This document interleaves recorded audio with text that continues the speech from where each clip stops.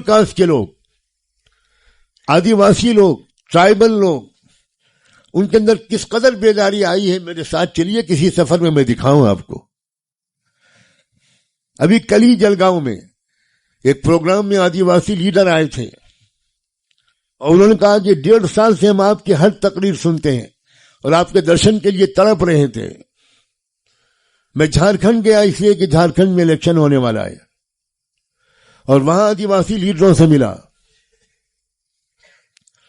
اور ان کو انکریج کیا کہ کس طرح آپ جھارکھنڈ کے الیکشن میں ووٹس کو ڈیوائیڈ ہونے سے بچائیے اور سنگھ پریوار کی سازشوں سے آگاہ رہیے.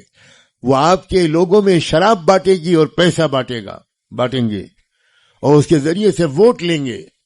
اس پر آپ کو بوتھ لیول پر محنت کرنی ہے. ایک ٹیم بنی ہے وہاں، خدا کرے وہ لوگ پورا کام کر سکیں. کشمیر میں الیکشن شروع ہو چکا، میں جموں کشمیر کے دورے پر بھی گیا، وہاں بھی لوگوں کو سمجھانے کی اپنی حیثیت کے مطابق کوشش کی کہ ایکٹیولی الیکشن میں پارٹیسپیٹ کیجئے. یہ طرز عمل کہ آپ کو الیکشن میں ووٹ نہیں ڈالنا، اس سے آپ کو کچھ حاصل نہیں ہوا، آپ پیچھے ہٹتے چلے گئے.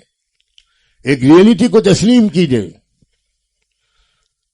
اور سری نگر کی نہیں دلی سرکار کو بدلنے کی نیت سے ووٹ ڈالیے.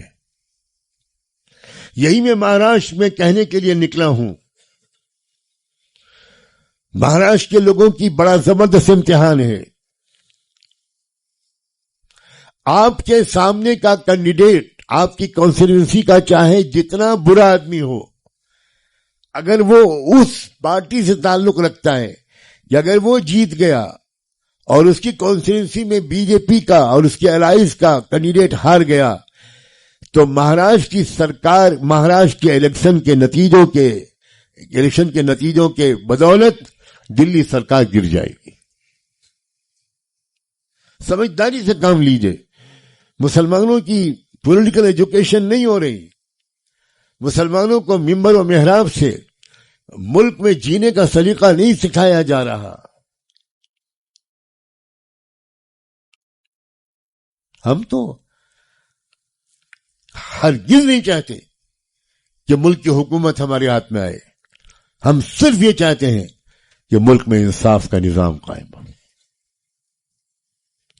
ہم نہیں چاہتے کہ صرف مسلمانوں کو انصاف ملے، ہم چاہتے ہیں ملک میں ہندوؤں کو بھی انصاف ملے، دلتوں کو بھی انصاف ملے، او بی سیز کو بھی ملے، سکھوں کو بھی ملے، عیسائیوں کو بھی ملے، کسانوں کو بھی ملے، مزدوروں کو بھی ملے، لڑکیوں اور عورتوں کو بھی ملے، یوتھ کو بھی ملے، کھلاڑیوں کو بھی ملے، صحافیوں کو بھی ملے، سب کو انصاف ملے. لیکن دوستو تقریروں جلسوں سے کام نہیں چلے گا. بہت جلسے ہو چکے. مسلمانوں سے زیادہ جلسے کرنے والی کوئی اور قوم میرے علم میں تو نہیں ہے. تقریریں کرنے کی جو مہارت ہمارے پاس ہے اور سننے کی جو مہارت آپ کے پاس ہے وہ دنیا کی کسی قوم کے پاس نہیں.